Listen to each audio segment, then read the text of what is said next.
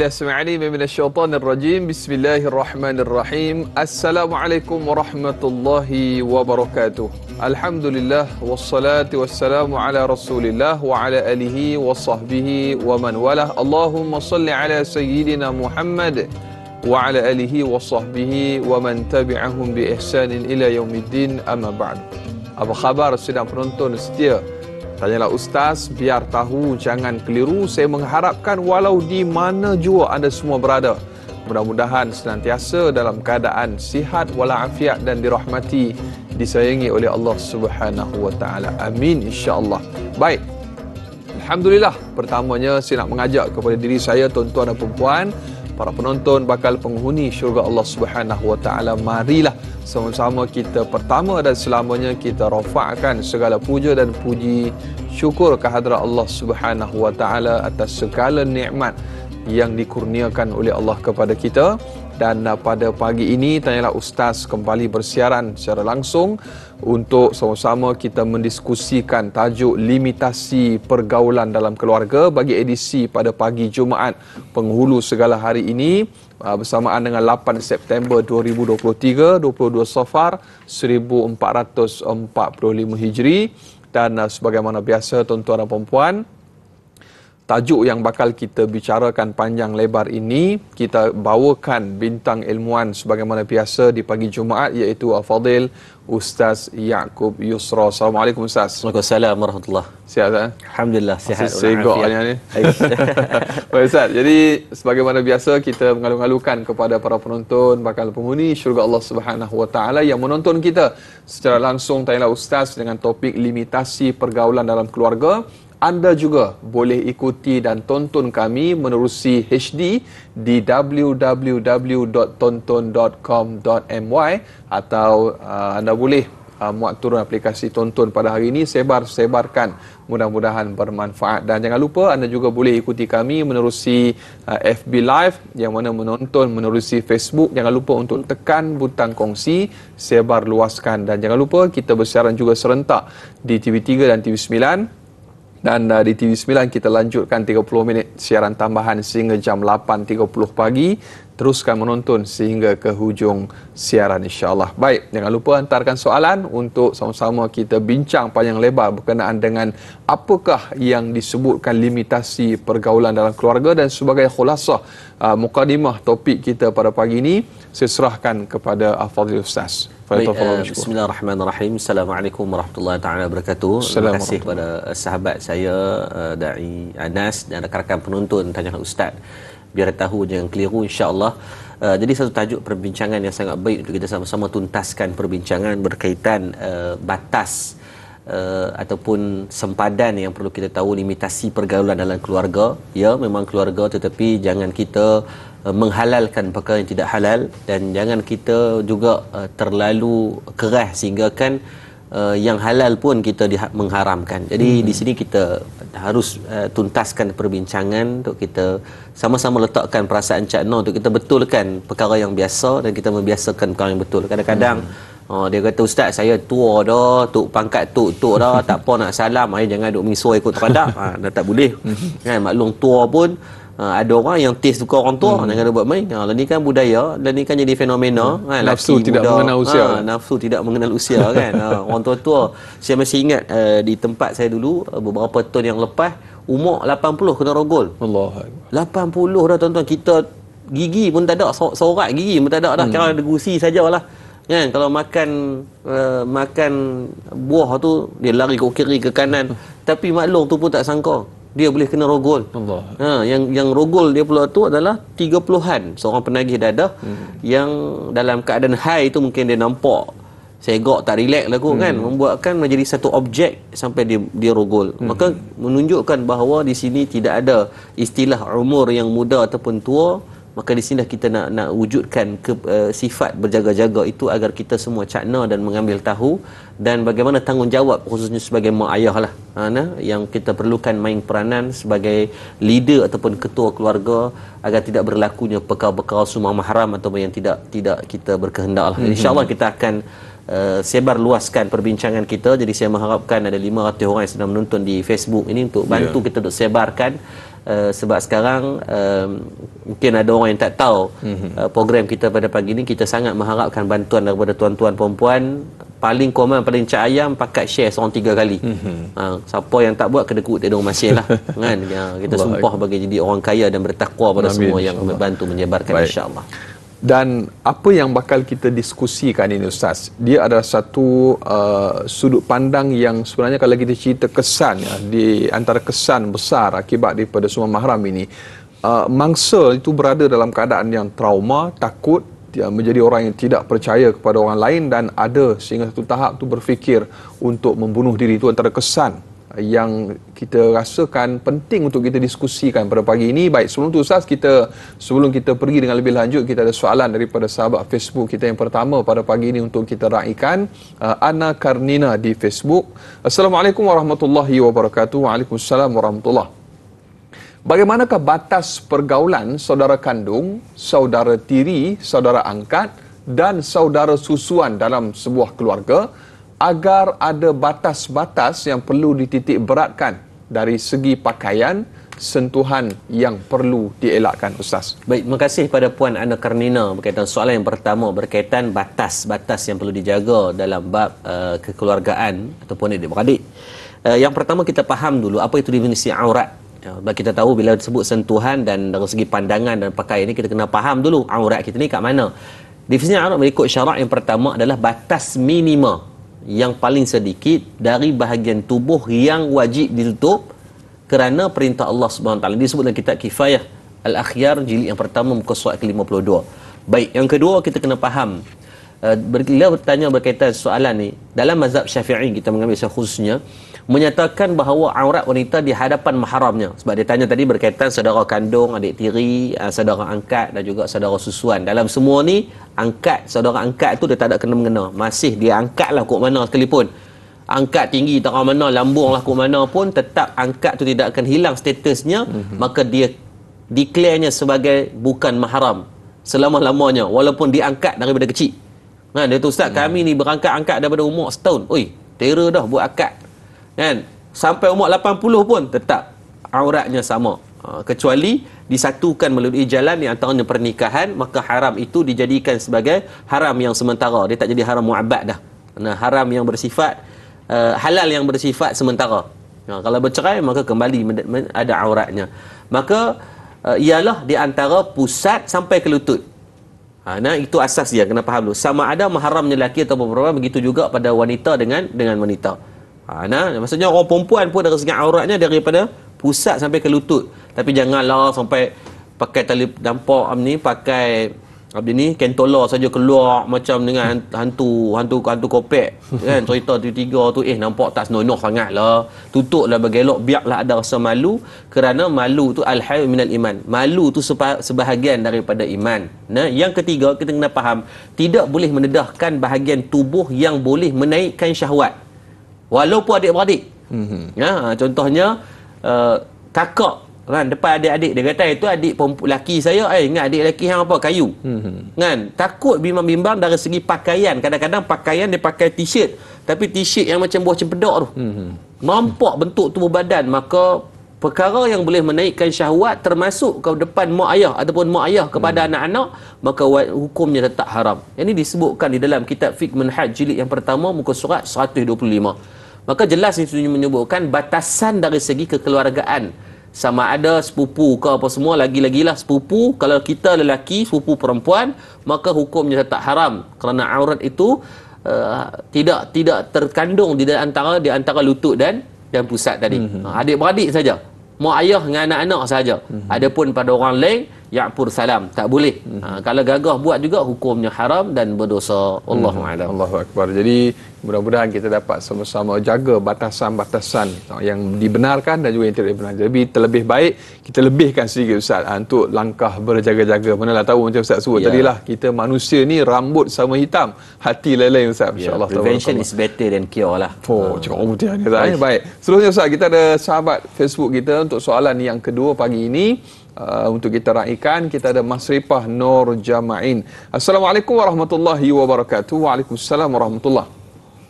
Apakah penyebab utama berlakunya sumbang mahram dalam keluarga seperti antara sesama adik-beradik dan antara bapa dengan anak. Dan sejak usia berapakah ibu bapa perlu menekankan kepada anak-anak tentang kepentingan menjaga aurat dan menjaga batasan pergaulan di dalam keluarga. Seperti mana kita sebut tadi Ustaz, rumah sepatutnya disebutkan rumahku syurgaku. Tetapi ada istilah yang disebut haruan makan anak, harapkan pagar makan padi. Ini situasi yang diajukan soalan oleh sahabat kita Ustaz. Baik, terima kasih pada Kak Masrifah. Kita berkaitan spesifiknya adalah pada soalan sumbang haram lah kita simpulkan. Yang pertama kita tengok laporan daripada Jabatan Kementerian Pembangunan Wanita dan Keluarga Masyarakat serta laporan daripada PDRM sendiri merekodkan dalam tempoh unjuran 10 tahun. Tempoh 10 tahun merekodkan lebih daripada hampir 4,000 kes sumbang haram yang dilaporkan. Kita ingat apa makna dilaporkan? Maksudnya majoriti sumbang haram yang berlaku tidak dilaporkan. Isteri risau kalau lapor lagi suami pukul, suami bunuh, suami maruah hubung, lagi. Maruah tercalar. Biasa isu-isu sumbang haram makan anak memang tak relax lah. Dia punya liputan penceritaannya, apatah lagi dalam fenomena keadaan media kita hari ni memang balik awal lah. Kan sebelum dihukum tu meninggal dah kawan ni kena kecam. Betul Ustaz? Emosi dah tak relax dah. memang tak relax memang dah tahap dia punya serangan netizen ni, kuasa netizen ni tuan-tuan. Ui, meninggal jangan buat main. Maka sebab tu ada hampir 3,272 kes dalam tempoh 2005 hingga 2015. Unjuran yang terbaru menunjukkan peningkatan lebih daripada 30% disebabkan ada beberapa faktor. Sebab tadi ditanya apakah faktor-faktor yang menjadi kepada sumbang mahram. Yang pertama, keruntuhan institusi keluarga. Saya perasan dan saya jumpa bila saya berurusan, kita ada rumah anak yatim kita bantu uruskan. Kebanyakan yang berlaku isu-isu dalam bab sumbang mahram ini, termasuk ada satu rumah pusat anak yatim kita jaga bersama dengan Kak Pah kita di Sungai Petani Kedah. Kita ada beberapa belas anak yatim dan orang-orang yang kita ambil jaga, di antaranya 2 orang yang kena rogol oleh ayah sendiri. Dan seorang tu bukan hanya dirogol oleh ayah pada umur 8 tahun, dia kena rogol oleh ayah kandung. Ayah dia mati pada dia umur 10 tahun, mak kahwin lain. Dan dia disambung sanad rogol itu. Jahat ni mangkuk ayun semua. Kan? Sambung dia kena rogol dengan bapak tiri pula. Allah. Sampai waktu saya ingat saya jumpa dia tahun 2020, waktu saya jumpa dia ketika PKP, waktu tu dia berumur 12 tahun. Maksudnya dia sambut kena rogol dengan ayah tiri. Pihak kita request pada pihak JKM untuk ambil dia dan JKM benarkan dengan beberapa sebab. Dan ketika tu dia trauma Ustaz. Dia tak boleh tengok orang lelaki ni, even dia bercakap dengan manusia ni tak boleh tengok. Kita sedih Ustaz. Saya tengok, ya Allah, kalau ada starlight day berjemaah tu, bapak dia tu, apa punya mangkak, orang dah panggil mangkak teruk sangat ni, sampai peringkat rogol lah nak. Dan mak ni aware, tahu perbuatan tersebut, tapi dibiarkan. Kerana apa? Sayang kepada suami, sayang kepada pasangannya. Kesian kan anak, sampai sekarang dia dah berumur sekitar 15 tahun. Saya jumpa dia baru ni pun dia getting better, tapi still not trust in people lah. Apa faktor-faktor yang pertama bila kita sebut tadi adalah keruntuhan rumah tangga. Tuan-tuan ingat, kalau Allah takdirkan kita tak boleh bersama sebagai pasangan, maka jangan menzalimi hak anak sehinggakan kita menjadi seorang ibu ayah yang jahat. If you cannot be a good partner, at least try to be a good friend or good parent kepada anak-anak. Teladan kepada mereka walaupun kita bercerai. Ini bergaduh aku lebih kepada hantu raya lagi. Hantu pun boleh baik-baik saya rasa.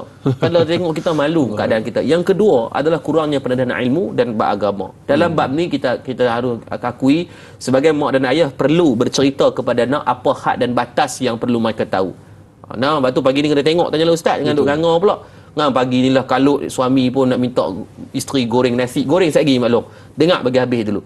Yang bila sebut tentang agama juga bukanlah faktor bilanya belajar agama itu menidakkan ni. Malah kita tengok ada je agamawan yang melakukan sumbang mahram, tetapi orang kata tadi saya kata prevention is better than cure. Betul. Kita ada antivirus tu lebih baik daripada kosong sampai tak ada apa langsung. Yang ketiga, tahap kemampuan ekonomi yang rendah. Apa kaitannya? Ada kaitan. Sebab bila tahap kemampuan ekonomi yang rendah, maka tak boleh provide ruang yang cukup kepada anak-anak. Salah ekonomi tadi. Salah ekonomi. Sebab tu alhamdulillah kerajaan Malaysia sejak daripada tahun 90-an telah memperkenalkan rumah minimum 3 bilik. Sebab apa? Mak ayah 1 bilik, anak lelaki dan anak perempuan.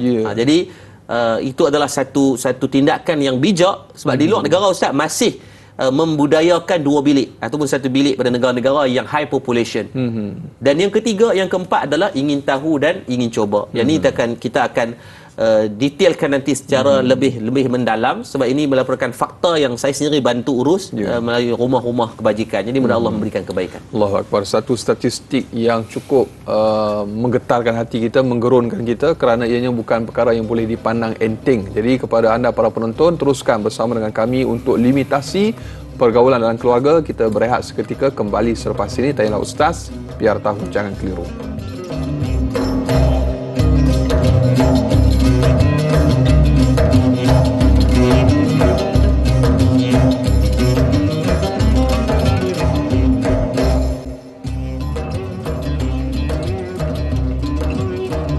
Alhamdulillah, kembali dalam Tanya Ustaz, biar tahu jangan keliru. Para penonton bakal penghuni syurga Allah Subhanahu wa taala, kita masih lagi di pagi Jumaat yang penuh dengan keberkatan ini mendiskusikan satu isu ataupun topik yang cukup penting demi kemaslahatan terutamanya anak-anak remaja kita dan juga anak-anak kita yang kita sangat mengharapkan mereka tumbuh membesar dalam keadaan yang soleh wa muslih, insya-Allah. Baik, untuk tajuk limitasi pergaulan dalam keluarga, kita masih lagi bersama Ustaz Yaakob Yusra. Tadi Ustaz, antara punca ataupun faktor yang berlaku, salah satunya ialah semua mahram ni ingin mencuba tu Ustaz. Jadi mungkin perlu diperincikan apakah maksud ingin mencuba tu Ustaz. Baik, antara faktor ini kita buat satu kajian di tempat kita berkaitan sekolah menengah kebangsaan. Biasa kita ambil 10 pelajar perempuan.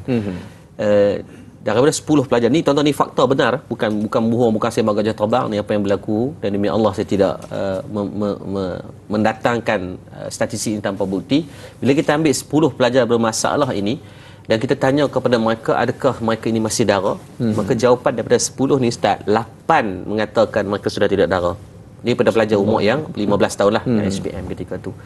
Dan apa yang menakutkan kita adalah bila kita tanya kenapa, yang pertama sebab sayang lah. Kira boyfriend ni kira habis meter lah sayang tu kan. Boyfriend pula kata memang kami akan setia dan akan jadikan kamu sebagai isteri, membuatkan mereka sanggup menyerahkan diri mereka. Itu yang pertama. Yang kedua adalah faktor ingin tahu. Kita pun terkejut dengan faktor tersebut. Dia kata kami teringin. Sebab apa? Kawan-kawan duk cerita. Dan ini yang berlaku di negara barat. Di negara barat menjadi satu aib kepada seorang wanita kalau berumur 18 tahun dan yang masih dara. Allah. Oh, ni tuan-tuan. Jadi kalau tanya umur 18 masih dara, memang cak ayam. Sehingga kan mereka sanggup serahkan kepada bukan pasangan sekalipun, even kawan-kawan pun mereka sanggup serahkan. Sebab apa? Nak normalisasikan pembudayaan tersebut. Dan Malaysia sedang berlaku. Kita tengok ada grup yang mereka membincangkan perkara tersebut. Jadi out of, bayangkan 8/10 itu adalah, kita bimbang itu adalah daripada keturunan dan anak-anak kita. Jadi tolong perhatikanlah. Dan ada yang satu kes yang kita jumpa dengan adik dan abang dia. Bukan adik je, dengan abang dia. Mula dengan abang, dia tanya tentang abang dia, kemudian tidak ada batasan langsung, maknya tak ada di rumah. Kemudian abangnya konon dia nak mengajak pada benda tersebut, dan dia melibatkan diri ketagih. Ketika abangnya tak ada, maka dia masuk bilik dan dia cari kepada adik. Ini saya rasa ibu dan ayah perlu kita wujudkan satu, bukan tidak kepercayaan, tetapi sekali-sekali kena bercerita kepada anak-anak tentang what do and don'ts di rumah. Dan apa benda yang kita kadang-kadang kena come with element of surprise. Kita kata kadang-kadang sekali tu baliklah rumah dalam keadaan yang mengejut, agar kita boleh tengok apa yang berlaku dalam aktiviti dalam rumah kita khususnya lah. Jadi insya-Allah dalam bab ni perasaan ingin tahu dan coba ni semakin menjalar dan semakin merebak dalam kalangan masyarakat setempat kita. Jadi perlu berjaga-jaga lah. Bayangkan 8/10 ni tak relax ni. Betul, kita dengar-dengar melopong, terkejut. Jadi harap-harapnya dapat kita betulkan kembali, walaupun saya tahu saya pun banyak salah, tuan-tuan yang kita mendengar pun kita mungkin banyak dalam pendidikan, but better late than never. InsyaAllah kita sama-sama usaha untuk betulkan. Satu nisbah yang perlu sama-sama kita renung dan muhasabah, dan kita buatlah langkah-langkah pencegahan yang terbaik, insyaAllah. Baik, Fadil Ustaz dan juga sidang penonton, dengan izin kita nak raikan lagi ada suatu soalan yang saya rasa ringkas tetapi menarik daripada Fatin Syuhaida di Facebook. Baik, soalannya Ustaz, ibu bapa tetap ada batas aurat dengan anak-anak. Soalannya, apakah adab-adab masuk ke dalam bilik ibu bapa? Mohon pencerahan Ustaz. Baik, terima kasih pada Fatih Syahida. Soalan yang baik, yang kadang-kadang mungkin kita terlepas pandang. Yang pertama, ada 3 waktu yang disebutkan di dalam Al-Quran, dalam surah An-Nur ayat 58 dan 59. Tuan-tuan catat dulu ayat 58-59 surah An-Nur. Surah An-Nur ni banyak bercerita tentang batas aurat, berkaitan kekeluargaan, tentang perkahwinan, tentang bab yang Abang Tesla berlaku baru ni pun, bab-bab ini poligami, dan juga bab Allah SWT termasuk dalam bab mahram dan bukan mahram ini. Antara dalam ayat 58-59 berkaitan ayat bab nak minta izin masuk, bab nak masuk dalam bilik mak ataupun ayah kita. Allah sebut mafhum dia, Allah tahu, wahai orang-orang yang beriman, hendaklah hamba-hamba kamu dan orang-orang yang belum baligh di kalangan kamu, yang pertama meminta izin. Itu adab dia. Ini Al-Quran dan Allah ajarkan kita. Yang pertama, minta izin dulu. Jangan sobu tak pakai helmet. Tak boleh macam tu tuan-tuan. Sebelum masuk ke tempat kamu, yang ni bilik ataupun rumah. Itu yang pertama. Termasuk mak dengan ayah bila nak pergi rumah anak-anak, kena bagi salam, minta izin nak masuk. Walaupun tu anak kita, tak kira. Rasulullah SAW pernah satu hari pergi ke rumah anaknya Sayyidina Fatimah. Ketika tu Sayyidina Ali kerana dalam keadaan tak sihat. Maka Nabi tunjukkan adab, nak masuk rumah anak dan menantu dia pun Nabi tunggu di depan pintu sehingga dibuka pintu. Kalau kita berom sombong masuk terus ikut teradab dia, maka jangan menghilangkan adab. Yang kedua, kena tahu waktu mana kita nak pergi, nak masuk dalam bilik. Ada 3 waktu disebutkan dalam Quran. Yang pertama, sebelum sembahyang subuh, maka tu waktu yang dilarang untuk kita masuk dalam bilik mak ayah kita. Yang kedua, ketika sebelum zuhur, waktu khailullah tu.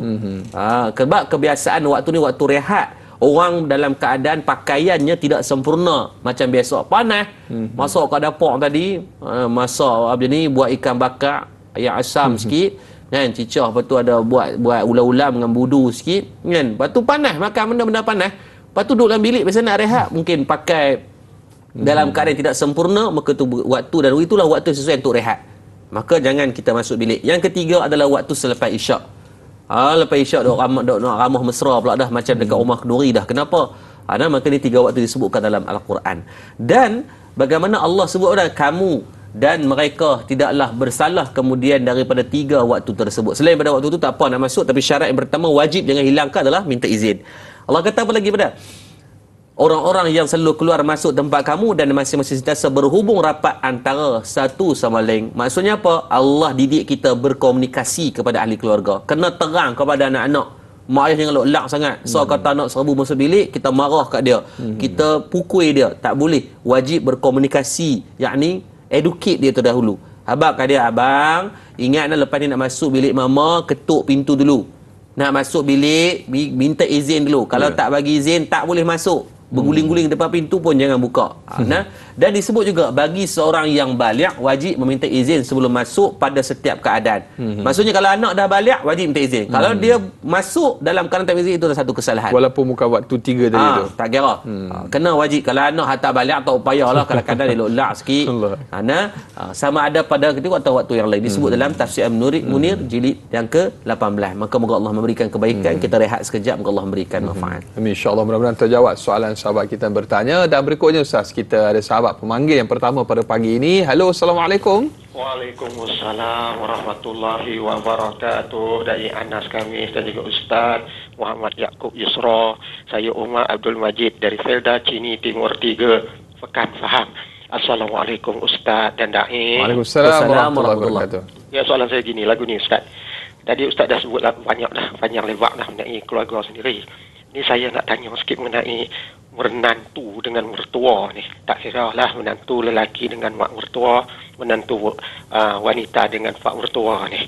Kadang-kadang mereka ni anggap bila mertua, keluarga mertua ni, itu keluarga aku tak fulek sangat. Tak kalau dengan keluarga sendiri pun takkanlah cak ayam sangat kot. Dia kata benda-benda gitu pun hampa nak ambil kira. Soalan saya, apakah batasan yang perlu ada dengan mak mertua, pak mertua dengan keluarga sendiri? Apakah dia boleh dikira dengan keluarga sendiri ataupun ada ke batas-batas pergaulan yang ditentukan atau had-had yang jangan dilanggar dalam hukum-hukum Islam, syariat Islam ini. Itu soalan saya Ustaz dan Da'i. Terima kasih banyak Ustaz dan Da'i. Assalamualaikum. Waalaikumsalam warahmatullahi wabarakatuh. Lama tak dengar suara Haji Omar Abdul Majid hari ini kembali ke udara bersama dengan kita. Dan soalan berkenaan dengan mertua menantu ni Ustaz, kadang-kadang ialah macam ayah sendiri sebagaimana yang disebutkan tadi, mungkin ada perincian dan juga perkara-perkara yang perlu dijaga macam saya sebut tadi, what do's and don't. Silakan Ustaz. Baik, bila sebut tentang menantu dan juga mertua, kita kena faham dulu dari segi hukum syaraknya, apabila berkahwinnya, saya berkahwin dengan isteri, maka pak mentua dengan mak mentua saya itu adalah haram mu'abbad. Selama-lamanya saya tak boleh menikah dengan dia. Dan selama-lamanya dalam bab aurat, dia kembali kepada mahram yang kekal. Macam mak ayah kita. Macam mak ayah kita. Maka batasan aurat tu maksudnya apa? Daripada lutut ke pusat tu tak ada masalah. Duduk rumah pakai boxer rendah sikit pada lutut tu kira aci dah. Tetapi bukankah nampak tak beradab dan tak berakhlak? Kalaulah di depan mak mentua kita pakai lagu tu elok lak dah lah perut seketui buah hotel steering raita dah, tiba-tiba nak pakai macam tu nampak tak elok lah. Even kalau kamu ada six pack sekalipun, tak comel. Sebab apa? Dia tidak beradab dan berakhlak yang baik. Sebab disebut dalam kitab Fiqh Manhaj jilid yang pertama, dia sebut apa? Bila benda yang boleh mendatangkan fitnah yang pertama dan boleh membangkitkan syahwat. Yang saya kata tadi lah ni budaya dia tak kira tua muda sama ya. Macam baru ni keluar satu berita, pelajar kahwin dengan cikgu. Cikgu umur 58, nak pencen dah tahun depan. Dia baru habis SPM, lelaki. Nak buat macam mana? Berkenan apa tu duk kata apalah, tu jodoh dia. Kan? Maka dalam bab ni saya rasa perlu berhati-hatilah, walaupun mak mentua ke pak mentua. Tapi untuk rutin yang biasa silakan. Even saya bab tu teranglah, saya sendiri pun dengan mak mentua saya memang rapat, alhamdulillah, dengan mak mentua sangat baik. Daripada sejak saya berkahwin itu, kalau pergi mana pun saya boleh pegang tangan mak mentua, saya tak ada masalah. Dan saya ada satu perangai, bila saya demam, saya nak mak mentua saya. Saya kena tidur atas riba dia. Memang macam tu. Saya tak kata orang nak kata lah mak mentua aku bukan mentua hang. Kan? Dan dengan pak mentua pun alhamdulillah saya sangat okey, boleh bayar atas riba dia. Tuan-tuan ni try lah baris atas riba pak mentua. Alah dia tampak sekali, lepas tu dia lupa lah. Kan? Maka dari segi batas wajib kena jaga, aurat dan sebagainya. Even saya rasa baju pun saya rasa tak pernah lah kita nak buka dalam keadaan di depan dia dalam keadaan yang macam tu. Singlet pun saya rasa saya malu nak pakai di depan mertua, kerana Pidato kata letakkan malu tu sebagai keutamaan. Jadi haram mu'abbad tidak menjadikan kunci ataupun menghalalkan untuk kita tidak senonoh di depan mereka. Hormatlah mereka sebagai orang tua, dan mak mentua pak mentua pun janganlah nantu balik dengan berkemban lebih pada hantu kat 5 lagi kan. Maka tutuplah aurat dengan baik, kerana hak aurat itu boleh dijaga yang lebih baik, insya-Allah. Label ustaz ni label mentara guru lah ustaz. Kena menuntut lagi ilmu tu ustaz. Baik, boleh baring kat riba bapak mentua tu saya tak berani lagi ustaz. Baik, jadi banyak yang akan kita bicarakan. Teruskan bersama dengan Tayana Ustaz untuk tajuk limitasi pergaulan dalam keluarga. Kekal bersama dengan kami, Tayana Ustaz, biar tahu jangan keliru.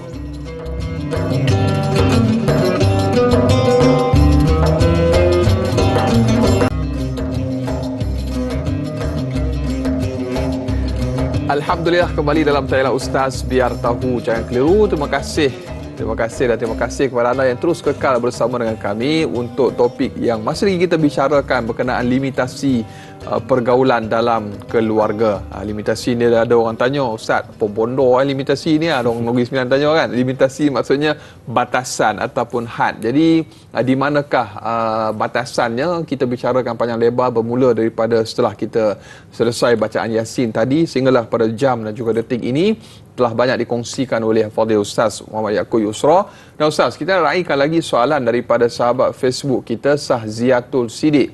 Berapakah usia pisah tempat tidur dengan anak-anak ni Ustaz?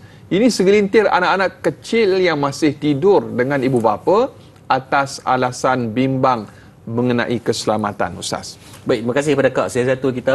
Soalan yang baik berkaitan pisahkan anak daripada tempat tidur. Berdasarkan satu hadis sahih, hadis riwayat Imam Ahmad, kedudukan pada 6689, dan riwayat Abu Daud 495, kata baginda Nabi SAW, perintahkanlah anak-anak kamu untuk menunaikan solat ketika mereka berusia 7 tahun, dan pukullah ketika mereka berumur 10 tahun, dan pisahkanlah tempat tidur di antara mereka. Titik. Baik, faham daripada hadis tersebut, Nabi minta kata apa? Perintahkan anak, ajak anak semayang umur 7. Wajibkan, pukul dia. Kalau dia tak semayang juga pada umur 10. Dan kemudian Nabi kata apa? Pisahkan mereka daripada tempat tidur pada apa? Sepakat para ulama dalam mazhab Syafi'i menyebut dalam kitab Mawsu'ah Al-Fiqhiyah, dalam jilid yang dalam muka surat yang ke-38 dan 39, mengatakan bahawa dalam bab mengasingkan anak ini, para fuqaha mengatakan wajib pada umur 10 tahun. Wajib pada umur 10 tahun. Sama ada sama-sama jantina ataupun berasingan jantina. Maksudnya apa? Pisah ni dia ada dua. Yang pertama, pisahkan daripada kita. Macam anak saya, Ustaz, 6 orang. Kalau ni kita bangun, kita tengok tidur kat luar kan, bangun sekejap lagi macam dengan pelarian pelarian kat Lubnan tu, bersepah atas katil tu kadang-kadang. Anak saya 6, umur 9, 8, 6, 4, 2, 0 tu berumur 5 bulan lah. Bersepah, mereka masuk ke mana lah. Tapi okeylah, mereka tak sampai pada 10 tu. Tapi kita dah wajib kena pesan kepada dia, Fatih, ingat jangan masuk bilik mama Walid dalam keadaan yang sekian-sekian. Kadang aurat mama, aurat Walid dan sebagainya. Dan dia semakin faham. Kadang-kadang dia beritahu ke adik dia, jangan masuk dah. Sebab apa? Mama Walid nak rehat. Tapi kena edukate lah. Jadi kami abang lah, tahun depan adalah fasa terakhir dah. Tak boleh dah. Kalau masuk juga, memang Walid dengan mama akan tibai. Maka dia sekarang dah duk takut dah. Dia kata, Allah, dah berapa hari lagi nak masuk umur 10 tahun dah. Kan? Countdown lah. Countdown lah. Sebab dia sedih lah. Dia kata sebab nak masuk lepas ni tak boleh dah dan sebagainya. Maka kena slowly but surely pendidikan itu harus diberikan kepada anak-anak agar mereka tahu batasnya. Itu yang pertama. Dan yang kedua, pisah kita dengan mereka satu. Pisahkan sesama mereka di antara lelaki dan perempuan. Jangan kata dia tak duduk dengan kita, biar dia duduk tidur kat ruang tamu, bercampur lelaki perempuan. Maka di sini saya berpesan pada diri saya dan tuan-tuan muslim-muslimat, tolonglah berhati-hati dan berjaga-jaga, sebab kita cuba meneutralkan benda yang salah itu adalah satu perbuatan yang salah kepada pendidikan anak-anak kita. Jangan menzalimi hak mereka lah. Asingkanlah at least bilik. Kalau tak ada kemampuan pun, pecahkan by tirai atau apa-apa yang memungkinkan agar pemisahan itu berlaku. Jadi kalau tanya tadi berapa ke umur, pendapat dalam mazhab Syafi'i, sepakat para ulama mengatakan berdasarkan hadis sahih tadi dari Imam Abu Daud dan juga Imam Ahmad adalah pada umur 10 tahun. Tapi pendidikan tu perlu dibuat awal. Jangan dah 10 sampai jauh orang terus nak kuat kuasa, penatlah budak tu sebab tak ada pendedahan awal. Sebab dia kadang-kadang dia takut. Kena pula lah anak sepasang, lelaki seorang, perempuan seorang. Biasa dia tidur dengan kita, tidur dengan adik dia. Jadi bila kita pisahkan tu, benda tu akan wujud perkara yang tak best pada diri dia. Kejutan. Jadi jangan wujudkan trauma sebelum sampai umurnya lah. Jadi lepas tu saya slowly but surely itu perlu dibuat. Trust the process lah, insyaAllah. Betul, Ustaz. Trust the process. Macam pernah dengar ayat tu, Ustaz. Salam 31, Ustaz. Baik, berikutnya, Ustaz. Trust the process. Baik, Mas Niza, Ustaz. Berikutnya di Facebook kita ada Mas Niza untuk soalan yang saya rasa perlu dibincangkan. Menarik soalannya. Ustaz, apakah batasan sentuhan antara adik-beradik lelaki dengan adik-beradik perempuan yang telah baligh? Contoh, bolehkah si abang menyapu ubat pada perut atau tempat seperti peha adik perempuannya? Terima kasih atas perkongsian ilmu ni, antara yang mungkin jarang kita bincangkan. Sedikit pencerahan dan perincian, Ustaz. Baik, terima kasih pada Kak Mas Nizar kita. Soalan yang baiklah, yang kadang-kadang kita lepas pandang. Yang pertama, saya mengajaklah ada 1,600 orang sedang menonton ni. Tekanlah Buta Syekh, awak kedekut sangat ni. Pagi ni dia lenguh tangan buat apa tahu semalam. Jadi tekan butang share, kita sebarkan manfaat ilmu kepada orang lain. Baik, kita direct kepada soalan berkaitan batas sesama adik-beradik. Abang saya berubat kat adik, adik saya berubat kat abang dan sebagainya. Yang pertama disebut dalam surah An-Nur ayat 31. Masih surah yang sama, tadi ayat 38 39. Sekarang ayat 31, tadi ayat 68 69, ini ayat 31. Dan janganlah mereka memperlihatkan perhiasan tubuh mereka melainkan kepada suami, bapa mereka, bapa mertua, anak-anak mereka, anak-anak tiri mereka, saudara-saudara mereka, anak-anak saudara bagi mereka yang lelaki, dan anak-anak saudara mereka yang perempuan, dan perempuan-perempuan sesama Islam. Tuan-tuan tengok, dalam ayat 31 ni Allah sebutkan limitasi siapa yang mahram dan bukan mahram. Yang disebutkan dalam ayat ni semua yang mahram. Mahram ni apa? Yang tadi aurat mereka, aurat pula dah, dengan aurat mereka di antara lutut sampai ke pusat. Adapun selain daripada itu adalah bukan mahram. Contohnya macam sepupu bukan mahram, anak angkat apatah lagi lah, memang balik awal terus kan, dan juga yang lain-lain lah, mak saudara, pak saudara, ini kena aware dalam tuntutan masing-masing. Baik, disebut juga dalam kitab Fiqh Manhaj jilid yang pertama muka surat 125. Anak siapa yang ada kitab tersebut bolehlah buka perbincangan detail berkaitan bab aurat. Aurat perempuan terhadap lelaki mahramnya ialah pada bahagian di antara pusat dan lutut. Ini berarti mereka harus mendedahkan. Maksudnya kalau terdedah dari bahagian lain itu adalah harus sahaja anggota badan yang lain di hadapan mahramnya. Dengan syarat terhindar. Dengar, dia ada syarat dia. Yang ini wajib dipatuhi, terhindar daripada fitnah. Betul saya kata tadi, perempuan tiba-tiba pakai berkemban saja ataupun pakai baju dalam saja dengan depan adik dia. Jangan. Ada depan abang dia, jangan buat perbuatan tersebut. Jika ada kemudian berlaku fitnah, maka hukumnya haram. Contohnya terbangkitnya syahwat. Bila orang perempuan ni dia main umur 12 tahun ke atas, maka bentuk tubuh badan tu akan berubah. Biasanya dadanya semakin besar, pungkok, orang dah panggil pungkok kan, punggungnya semakin membesar, maka benda-benda itu boleh menaikkan syahwat walaupun datang daripada adik-beradik. Maka sebut dalam kitab Fiqh Manhaj dalam mazhab Syafi'i, maka hukumnya tetap adalah haram, maka jangan buat lolak. Jangan berlebih kurang dalam bab ni. Sapu ubat bagi orang lain sapu. Kalau adik tu dah besar, ataupun kalau tak ada pilihan darurat itu, perbincangannya lain, kita pernah bincang lah. Tapi kalau pada keadaan yang biasa, cari perempuan sama perempuan ataupun cari orang lain lah. Kecuali darurat duduk kat hutan dah, ada kita ngabang kita, takkanlah nak biar sadaqallahul azim kot, sapu pada kadar yang tidak mendatangkan fitnah. Kalau tak, sapu sendiri je lah, sebab benda tu boleh bawa kepada kemudaratan yang jauh lebih besar disebabkan boleh terbangkitnya syahwat. Inilah punca-punca berlakunya summa mahram. Mula-mula minta dia sapu ubat, lepas tu dia nak minta sapu tanpa sakit pula dah. Maka ni berlakunya benda-benda yang tak best. Mengundang fitnah, Ustaz. Mengundang fitnah. Baik. Ar-Rashnur Mismail di Facebook, Ustaz, soalannya. Baik, Ustaz, bagaimana sebaiknya seorang bapa untuk memandikan anak perempuan yang berumur setahun ke atas, yang ini masih kecil lah, serta memakai pampers dan membasuh bahagian sulit anak perempuan tersebut? Ustaz, sedikit pencerahan kalau terpaksa. Soalan yang sangat luar biasa, soalan Rashinur. Fuqaha dalam mazhab Syafi'i berpandangan dalam bab aurat ni, kena faham dulu. Fuqaha, jadi para ulama fiqh mengatakan harus hukumnya untuk melihat aurat kanak-kanak. Bagi ayah of course lah, mahram bagi kanak-kanak tersebut. Dia disebut dalam kitab Tuhfah Muhtaj, yakni kitab mazhab Syafi'i.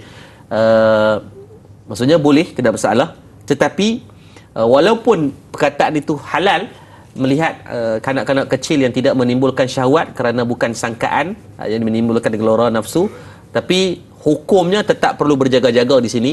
Kalau boleh dielakkan, itu lebih dielakkan. Macam saya tidak ada anak perempuan, maka di situ mungkin Allah nak bagi satu bentuk kebaikan, walaupun anak saya 6 orang semua lelaki, tapi perlu berjaga-jaga juga. Kalau suami kita, kerana ada satu kes yang saya pernah baca, satu kes yang berlaku pada tahun 2019, berlaku di kawasan utara kita. Seorang ayah dia rogol anaknya yang berumur 2 tahun ketika dia mandikan anak. Maksudnya apa? Anak tu berumur 2 tahun. Tubuh badan ni kecil, macam baby lagi. Tapi dalam keadaan dia mungkin dalam dia pegang, dia basuh, itu menimbulkan syahwat, gelora nafsu, maka membuatkan dia sumah mahram kepada anak. Sehingga kan waktu dibuat doktor ambil untuk buat cek, itu memang berlakunya keadaan yang luka yang agak berat lah, sebab budak-budak kan. Maka di sini kita letakkan lebih baik elok lah. Pada kadar baby mungkin okey, tapi mai dah umur 2-3 tahun itu, para isteri kena mainkan peranan. Betul. Agar, dan para ayah-ayah pun kena ajak macam ni. Dia mudah ajak. Mak ajak anak-anak perempuan untuk cara mandi sendiri pada umur 3-4 tahun tu. Senang dalam bilik air, janganlah buah baldi, besen, takut kadang-kadang dia jerlih kepala tungging kan. Maka ajak anak, agar waktu kita tak ada, anak-anak ini kita pun, para ayah elakkanlah. Kan, abang ada, okey, kita tunggu kat depan pintu bilik air dan sebagainya. Jangan melibatkan pada sentuhan, walaupun harus dari segi hukum, tetapi apabila perkara yang boleh mengundang kepada berlakunya kemudaratan, maka sebaiknya kita elakkanlah. Mudah-mudahan Allah memberikan kebaikan. Baik, Ustaz, di talian kita ada pemanggil yang kedua pagi ini, Hajah Nurmah. Halo, Assalamualaikum. Waalaikumsalam, Ustaz. Waalaikumsalam. Silakan Puan Hajah, soalannya. Begini, Ustaz, saya ada anak-anak tiri lelaki. Bila kami bersalam, lagi dulu lagi arwah daddy dia ada pun ni hugging. Hugging, you know. Berpelukan. Ya. Dan menantu tiri pun begitu. Saya nak tahu macam mana hukumnya Ustaz. Baik. Sekarang ayah dia pun dah tak ada. Tapi keadaan macam itulah. We are very close. Kemesraan itu ada. Ya Ustaz. Baik, terima kasih Puan Haja. Terima kasih Da'i dan Ustaz. Assalamualaikum. Waalaikumsalam warahmatullahi wabarakatuh. Bunda Hajah Normah kita. Menzahirkan kemesraan Ustaz, walaupun anak tiri dan juga menantu dan sebagainya. Jadi sedikit pencerahan pada Ustaz. Baik, hukum anak tiri sama, dia jadi haram mu'abbad, maka berpelukan tu tidaklah menjadi masalah lah. Dan saya rasa sebagai anak dan menantu dengan mak ni berpelukan ni saya rasa bukan benda yang awal lah. Raya kita duk buat, anggaplah hari-hari raya. Menantu tiri tu Ustaz masalah tu. Menantu tiri maka tetap hukumnya adalah menantu. Karena walaupun menantu tiri hukumnya tetaplah menantu, maka saya rasa berpelukan tu tidaklah keterlaluan. Peluk bukan nak over cium. Cuma dalam bab berpelukan letakkan limitasi itu janganlah sampai membudayakan benda yang lebih daripada batasan itu. Sebagai mak dan ayah saya rasa tidaklah berlaku permasalahan kalau sekadar berpelukan, salam cium tangan, itu adalah benda yang saya rasa itulah uruf setempat kita pun sangat mengajar kita perbuatan tersebutlah. Even saya rasa kita nak pergi mana-mana pun dengan mak mentua ni biasa duk cium pipi kiri kanan dia tu, hormat cium tangan dia, itulah benda yang biasa. Cuma kalaulah rasa benda itu boleh mendatangkan pada mudarat dan uruf setempat boleh bawa kepada fitnah, maka kalau boleh elaklah. Tidak menjadi kewajipan untuk berpelukan. Tetapi yang wajib adalah menghormati mertua ataupun menantu kita. Hukum menantu sama tadi kata dia haram mu'abbad, maka jelas walaupun anak tiri tetap haram mu'abbad pada kita. Tapi batasnya tetap kena jaga tadi lah, ba'aurat, adapun berpelukan tengok pada uruf kekeluargaan itu. Pada keluarga saya mungkin tak ada masalah, tapi tak sama dengan keluarga orang. Jadi hukumnya meletak tengok pada pakaian keluarga itu sendirilah macam mana kesesuaian yang urufnya lah. Mudah-mudahan Allah memberikan kebaikan. Baik, kita ada Nur Hayati Ismail di Facebook. Baik, bagaimanakah untuk mendidik masyarakat khususnya ahli keluarga untuk jangan berpegang kepada istilah sporting dalam bab hukum yang jelas. Mohon perkongsian ilmu daripada Ustaz. Sporting ni sampai jadi sport rim Ustaz. Baik, sedikit bincang daripada Ustaz. Baik, yang pertama kita kena faham matlamat tak menghalalkan cara. Selama-lamanya matlamat tak menghalalkan cara. Tak kira kamu ustaz ke, kamu orang tua-tua, kamu muda, sepupu, adik-beradik, sporting tu biar ada batasannya, ada limitasi, ada border, ada hududnya yang perlu kita patuhi. Dan dalam bab ni saya rasa education tu lah harus dipesan. Kalau orang tua-tua tak ada jadi teladan kepada anak muda, maka apa yang kita harapkan bagi generasi yang akan datang, itu sahaja. Kalau mak ayah pun mensalam ikut suai, ikut teradap ya, anak menakan kira bubuh ya, tak kira lelaki perempuan kan. Sebab apa pangkat anak menakan? Jangan buat main. Banyak mana anak menakan kahwin dengan pak menakan. Banyak mana sepupu sama sepupu boleh berkahwin.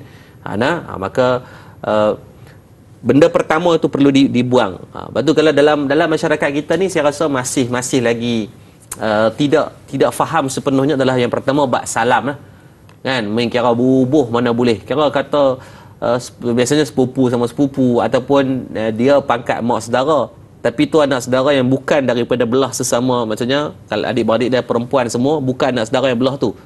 Kan maka dia main ataupun dikenuri kahwin main bubuh je, anak angkat lah, anak kawan dan sebagainya. Maka pembudayaan salam ini perlu jaga. Tuan-tuan boleh buka carta berkaitan aurat mahram dan bukan mahram. Saya rasa banyak sangat di carian-carian Google dan Yahoo pun berlambak gila daripada share daripada dulu lagi. Tengok kita di mana dan siapa kita boleh dan siapa kita tak boleh. What do and don'ts. Yang pertama. Yang kedua dalam bab aurat.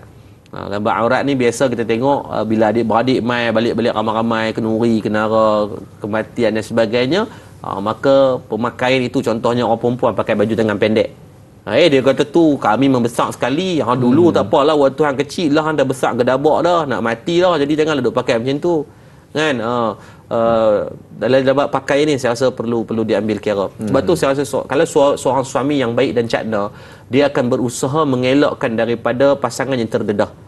Maka apa yang perlu dibuat adalah macam saya tidaklah, rumah saya tak besar mana pun, tapi di belakang kawasan rumah tu saya tutup sikit kawasan yang berbumbung dan bertutup, agar bila isteri saya nak sidai baju, nak kutip baju, tempat tu jadi terlindung untuk dia. Sebab saya rasa banyak yang kadang-kadang terdedah aurat ni, di antaranya adalah waktu nak serik nak jemuk kain. Baju. Dia serumbung kain yang kentola saja. Orang lalu depan nampaklah juga oleh pengintola saja kan. Maka di situ cuba elak, kalau mampu buat, cuba usahakanlah. Saya rasa benda tu tak perlukan kos yang tinggi, dan korbankan sport reminder dah boleh buat benda tu pun kan. Jadi mudah Allah memberikan kebaikan sebab kita berusaha untuk melindungi aurat pasangan kita sebaik-baiknya, insya-Allah. Allahu akbar. Sporting pun ada tempatnya, Ustaz. Baik, limitasi pergaulan dalam keluarga, topik yang kita masih lagi bicarakan. Insya-Allah kita akan sambung selepas ini. Terus kekal bersama Tanyalah Ustaz, biar tahu jangan keliru.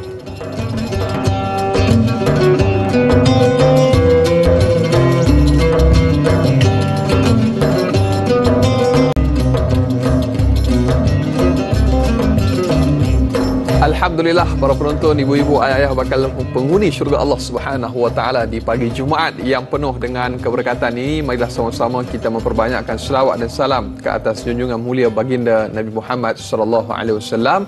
Allahumma salli ala sayyidina Muhammad wa ala ali sayyidina Muhammad. Dan kita masih lagi bersama Ustaz Yaakob Yusra untuk limitasi pergaulan dalam keluarga. Itu tajuk yang kita bicarakan. Dan Ustaz, sedikit tentang madak lah Ustaz. Kita nak sebut juga antara kaedah dalam membentuk keluarga sejahtera, perlu adanya teras pendidikan moral, pemikiran dan juga jasmani.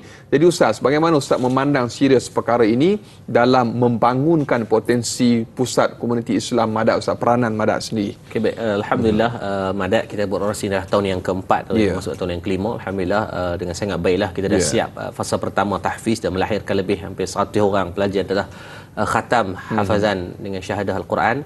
Dan yang kedua, kita fokus kepada pembangunan kanak-kanak. Alhamdulillah kita ada tim yang terbaru, kita tubuhkan geng budak masjid, GBM, geng budak masjid, untuk mereka datang ke masjid dengan aktiviti yang luar biasa lah kita sediakan. Contohnya datang subuh, waktu subuh kita bagi allowance duit sekolah, duit poket, kemudian ada pertandingan memanah, mereka dibenarkan masuk akademi memanah, dan sekarang kita sedang siapkan fasiliti untuk akademi berkuda. Alhamdulillah kita dah beli ni yang 5 ekor dah kuda untuk kita bagi belajar. Yang biasanya percuma benda-benda tersebutlah yang kita benarkan. Cuma di sini dan program-program yang kita jalankan, macam contoh esok hari Sabtu kita ada program kuliah duha pagi, kita ada Quran dari pukul 9 sampai pukul 11. Esok ada tetamu istimewa, ada Dr. Hazli. Beliau di antara orang yang hebat dengan Quran di Kedah ni. Dan juga pada pukul 11 kitab penawar bagi hati. Dan esok pun saya dimaklumkan hampir 15 biji bas rombongan yang datang. Biasa hari Sabtu ni tak relax lah rombongan-rombongan. Pagi tadi pun ada dah sampai daripada Terengganu, daripada Johor, daripada Negeri Sembilan, untuk datang memeriahkan. Lepas tu kita buat makanan free. Dan untuk makluman Ustaz dan semua rakan-rakan penonton, di Madat masjid kita tak ada akaun bank. Jadi bila tak ada akaun bank, apa yang berlaku adalah kami tak boleh simpan duit. Di polisi yang kita tetapkan di Madat, masjid tidak boleh simpan duit. Jadi apa yang kita dapat duit, wajib kita keluar dan kita habiskan untuk pembangunan ummah di setempat. Lepas tu kalau kita tengok, setiap hari di masjid kita masak untuk orang ramai. Kalau untuk hari Sabtu saja, untuk lebih daripada 2,000 orang makan secara percuma. Jadi apa yang tuan-tuan sumbang, kami wajib habiskan. Siapa yang hilang kasut, ganti kasut. Hilang motor, ganti motor. Tapi kita adalah panduan CCTV, kita tengok betul ke tak. Hidup main tiap minggu abang hilang motor, demam kita. Jadi sedaya upayalah kita cuba manfaatkan. Kalau tengok tandai, hotel, mainan kanak-kanak, even kita baru beli purchasing baru, kita buat super duper sebab budak terlalu ramai sangat. Kita beli pula yang dalam dah penuh, kita beli pula mainan kanak-kanak di luar kawasan masjid, agar budak-budak ni dia rasa seronok. Dan memang ada mak ayah yang setiap minggu dia kata, Ustaz, bukan kami nak main, anak-anak kami paksa untuk main. Sebab dia ada entertainment dia, dan mak ayah boleh mengaji dengan senang hati lah, insyaAllah. Baik Ustaz. Itu perkembanganlah bila sebut tentang Madat, yang mana potensi yang cukup menarik yang disebutkan pusat komuniti Islam Madat. Dan bila mana sebut juga tentang pembangunan terkini Ustaz, kita dah sebelum ini melalui beberapa fasa dan juga proses aktiviti dan sebagainya. Dan bagaimana di pagi Jumaat yang penuh dengan keberkatan ini, terutamanya para penonton Tanyalah Ustaz nak menyumbang dan juga berinfak untuk Madat Center Ustaz. Bila sebut tentang pembangunan Madat, of course lah saya tak mampu bersorangan, demam saya. Dan yang terbaru ni tuan-tuan, kita tengah siapkan asrama tahfiz untuk pelajar. Bayangkan budak-budak ni 24 jam duduk kat masjid.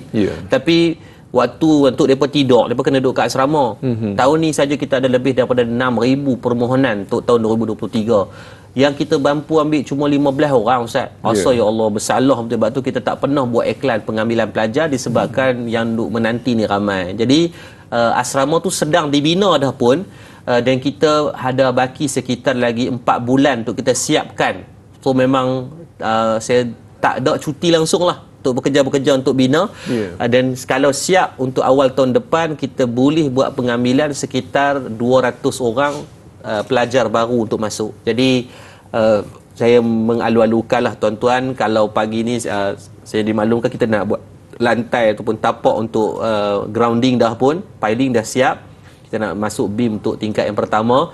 Jadi kos sekitar saya rasa hampir 80,000. Jadi pagi ni kalau yang menonton kita ada 8,000 orang. Kalau yang menonton ni sudi untuk derma seorang 100.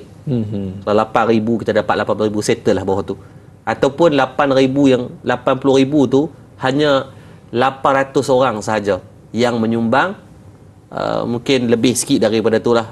Maka kita akan boleh get a better thing lah, insyaAllah. Jadi saya mengalulukan tuan-tuan, kalau pakat-pakat buatlah, tuan-tuan tengok ada QRP dan sebagainya tu, tolong-tolonglah kita bantu untuk mempersiapkan fasiliti asrama dan masjid. Kita pun masih ada baki, kita masih ada baki hutang sekitar 1/2 juta. Masjid dah siap, alhamdulillah. Kontraktor kita baik tak relax ni, masa kiriman Tuhan yang sedia untuk membantu.